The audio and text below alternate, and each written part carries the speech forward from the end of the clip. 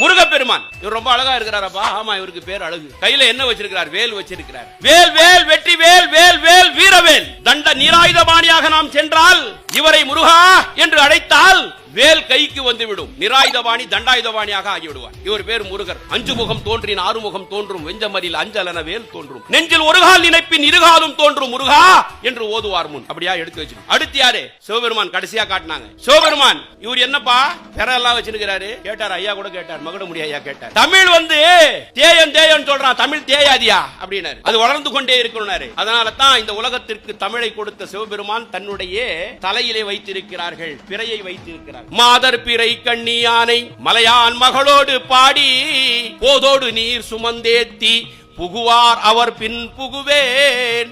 யாதும் சுவடு படாமல் ஐயாறு அடைகின்ற போதும் காதல் மடப்பிடியோடு களிறு வருவன கண்டேன்.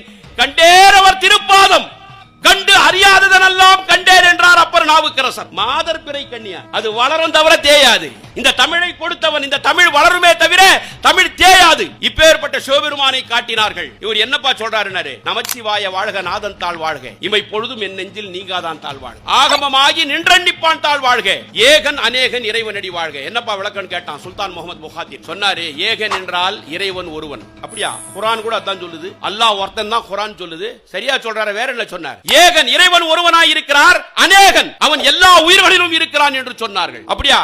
இதை சொன்னவர் யார்? மாணிக்க வாசகர். எதுல சொன்னார்? திருவாசகத்துல. வேற என்ன சொல்லி இருக்கிறார்? அடங்கியவர்களுக்கு அப்பா போற்றி, இத்தி தண்டின் கீழ் இரு மூவருக்கு அத்திக்கருடைய அரசே போற்றி, தென்னாடுடைய சிவனே போற்றி, எந்நாட்டவருக்கும் இறைவா போற்றினார். என்னப்பா இதுக்கு பொருள்னு கேட்டான். தென்னாட்டில் இவனுக்கு பேரு சிவன், எந்நாட்டவருக்கும் இறைவா. இதுதாயா குர்ஆன் சொல்லுது. இவர்தானா? கட்ரா கோயிலான அபுதாபி மண்ணை கட்டி முடிக்கப்பட்டது. சகோதர சகோதரிகளே, நம்முடைய நாட்டினுடைய பிரதமர் பூமி பூஜைக்கு சென்றார். பூமி பூஜைக்கு செல்லும் பொழுது சுல்தான் முகமது முஹாத்திர் அவர்களும் அவருடைய மனைவி ஜஹாரா பேகம் பூமி பூஜையிலே கலந்து கொண்டார்கள். அக்கம் பக்கம் இருக்கக்கூடிய 8 நாட்டு மன்னர்கள் அந்த கலச நீரோடு கலசத்தோடு கையிலே வைத்துக் கொண்டிருந்தார்கள். நான் சொல்லுவது வாட்ஸ்அப் செய்தி அல்ல.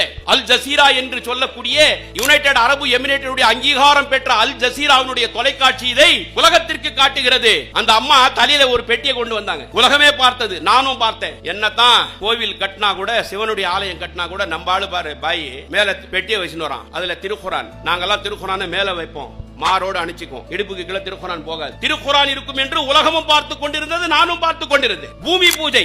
அந்த பெட்டியை கீழே இறக்கி வைக்கிறார்கள். பெட்டி திறக்கப்படுகிறது. உலகமே பார்த்து கொண்டிருக்கிறது. அதிலே திருக்குர்ஆன் இருக்கும் என்று பார்த்து கொண்டிருந்தது. அந்த பெட்டியை திறந்து பார்த்தால் அதிலே இருப்பது திருவாசகம். அதிலே இருந்தது திருவாசகம். இதை சொல்லக்கூடிய அந்த நோக்கம், இப்பேற்பட்ட இந்த திருவாசகமும் இந்த திருக்குறளும்